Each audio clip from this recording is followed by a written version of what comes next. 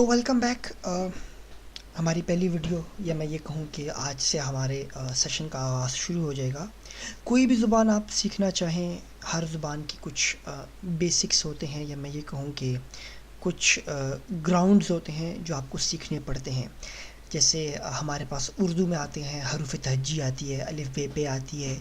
English में हमारे पास alphabets आते हैं। इसी तरह जर्मन में भी हमारे पास अल्फ़ाबेट्स हैं।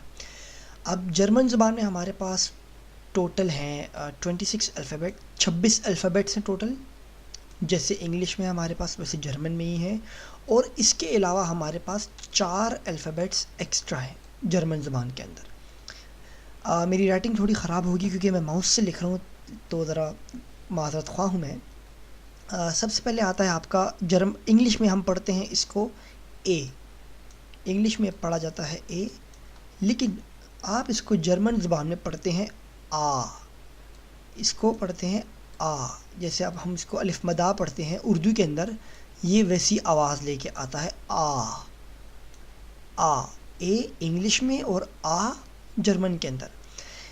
इंग्लिश में हम पढ़ते हैं इसको बी, और जर्मन में ये आता है बे। ब ब लाइक इस तरह ब ब। इंग्लिश में आता है आपके पास सी, जर्मन में आता है स स स स। इंग्लिश में आता है आपके पास डी, और जर्मन में आपके पास आता है डी। डी इतना चेंज नहीं होता, डी को अमूमन डी अनाउंस किया जाता है। इंग्लिश में आपके पास आता है फिर ई, और जर्मन में भी आप इसको पढ़ते हैं ई ई। फिर आपके पास आता है एफ़। एफ़ भी आपका सिमिलर है इंग्लिश के लिए, एफ़। फिर आपका आता है जी, लेकिन जी को हम जर्मन में पढ़ते हैं गे घी, या मैं बोलूँ घी। जैसे उर्दू में घी वर्ड है घी, तो ghee is stands for G. English में आपके पास आता है एच, और जर्मन में हम इसको पढ़ते हैं हा हा। जैसे उर्दू का आपका हा आता है हा, ये जो गोल है होती है हा। फिर आपके पास आता है आई, जो हमारे पास इंग्लिश में आता है, और आई को हम प्रोनाउंस करते हैं ई ई ई। लाइक आप हलक से आवाज़ निकालते हो ई, या फिर डबल ई करके जो आवाज़ आती है आपकी, वो ई है। अब यहाँ पे जब आप स्पेलिंग्स बोलते हैं तो एक बात का ख़ास ख्याल रखिएगा कि जो ये ई है और ये ई है, ये काफ़ी मिसअंडरस्टूड होता है। अगर एक नेटिव जर्मन भी दूसरे नेटिव जर्मन को बोलता है तो काफ़ी मुश्किल से समझ में आता है कि ये कौन सा ई है, ये वाला ई है कि ये वाला ई है। मैं एक बार फिर से बताऊंगा कि ये जो ई है, ये सिंपल ई प्रोनाउंस होता है ई, लाइक जैसे इंग्लिश में है। लेकिन अगर आप आई पढ़ेंगे, या आपको आई बोलना है जर्मन में, तो ये ई ई ई ई ई ई ई ई, तो ये ज़रा हलक से आवाज़ निकलती है, थोड़ा ज़ोर लगा के। उसके बाद आपके पास आता है इंग्लिश में आपके पास आता है जे, और जर्मन में हमारे पास आता है yacht yacht yacht, Y double A T वाली आवाज़। या फिर आप इसको इस तरह लिख सकते हैं कि ये याट, जे को हम याट प्रोनाउंस करते हैं।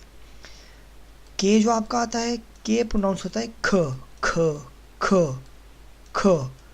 जैसे उर्दू में आपका ऐसे प्रोनाउंस होता है ख ख। फिर आपका आता है एल, तो एल अमूमन एल ही अनाउंस होता है, कोई चेंज नहीं होता है। फिर एम, एम भी वैसे ही आता है आपका एम, और मेरे पास जगह थोड़ी कम पड़ गई है तो मुझे ये ऊपर से मिटाना पड़ेगा। ठीक जी, एम भी ऐसे ही होता है। फिर आपके पास आता है एन, तो एन भी वैसे ही होता है। फिर आपके पास आता है ओ, ओ को भी आप ओ ही अनाउंस करते हैं, एन ओ। पी को आप करते हैं पे पे पे पे। इंग्लिश में आप क्यू को करते हैं क्यू, लेकिन जर्मन में आप करते हैं कू कू खू कू कू, लाइक ऐसे, जैसे कोई खू। अगर मैं ऐसे करके लिख दूं और उसके बाद मैं पेश लगा दूं खू, तो क्यू को आप पढ़ते हैं खू। इंग्लिश में आप पढ़ते हैं आर, और जर्मन में प्रोनाउंस होता है एयर, एयर, एयर, या मैं यूं कहूँ कि ऐसे, air, air, air. S, S German में अमूमन एस ही अनाउंस होता है, कोई इतनी इसकी चेंजेस नहीं होती हैं। फिर आपका आता है टी, टी को भी आप पढ़ते हैं टी, टी, टी, या टी ही बोलेंगे तो लोग समझ जाएंगे। फिर आपका आता है यू, या उसको बोला जाता है ऊ, ऊ, ऊ, ऊ, डबल ओ जैसे, जैसे ये ओ है, ये ऊ है, ये ओ है, ये ऊ है। फिर आपका आता है वी, वी को बोला जाता है फाओ, फाओ, फाओ, जैसे उर्दू में हम बोलते हैं वाओ, वैसे वाओ नहीं बोलना, फाओ बोलना है, फाओ। फिर आपका आता है डब्ल्यू, डब्ल्यू को हम बोलते हैं वे, वे, वे, वे, मतलब ये हुआ कि अल्टर चेंज हो गए हैं। वी की जो आवाज़ है, वी की जो आवाज़ है वो डब्ल्यू से निकल रही है, और वी का अपना फाओ में हो गया है। फिर आपका आता है एक्स, या एक्स को हम पढ़ते हैं इक्स, इक्स, इक्स, जैसे 21 पढ़ा जाता है ना, ये इक्स, इक्स। फिर आपका आता है वाई, और यस, फिर आपका आता है वाई, तो वाई को हम पढ़ते हैं उपसिलॉन, उपसिलॉन। वाई थोड़ा अलग सा होता है लेकिन आपको याद रहेगा क्योंकि ये इस जैसा कुछ है नहीं, उपसिलॉन। और फिर आपका आता है जेड इंग्लिश में, या जर्मन में हम इसको पढ़ते हैं सेट, सेट, सेट, आवाज़ निकालता है ये सेट की, T Z E T, set, set, set, set.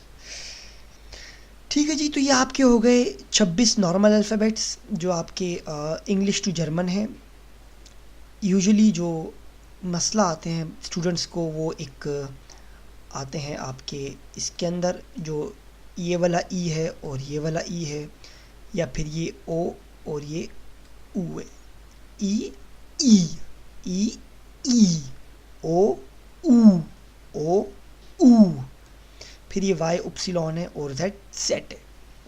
अब उसके बाद आते हैं हमारे पास 4 एक्स्ट्रा अल्फ़ाबेट्स जो जर्मन में हमारे पास बिल्कुल अलग से होते हैं, थोड़े दिखते भी अजीब से।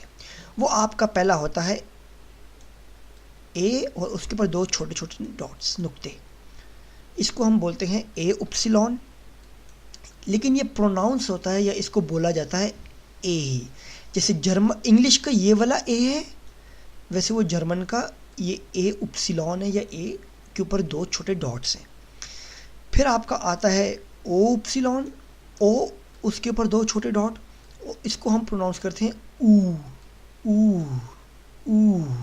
अब ये काफ़ी कंफ्यूजिंग होगा आपके लिए कि यहाँ पे इसको भी हम ऊ पढ़ रहे हैं और फिर हम इसको भी ऊ पढ़ रहे हैं, लेकिन ये जो आप प्रैक्टिस करेंगे साथ साथ आपको प्रोनाउंसिएशन समझ में आती रहेगी। उसके बाद आपके पास आता है ऊ उपसिलॉन, या यू और उसके ऊपर 2 डॉट, और ये प्रोनाउंस होता है ऊ, ऊ, डबल यू के साथ। और फिर आपके पास आखिर में आता है श, ज, ज, ये ज। ये इतना ज़्यादा यूज़ होता नहीं है, लेकिन इसको हम प्रोनाउंस करते हैं एज, एज, एज, एज। तो ये थी आपकी जर्मन की अल्फ़ाबेटिकल ऑर्डर्स, और अगली वीडियो में मैं आपको बताऊंगा कुछ अल्फाज जिसमें एक लिहाज से हम वोकैबुलरी करेंगे थोड़ी सी।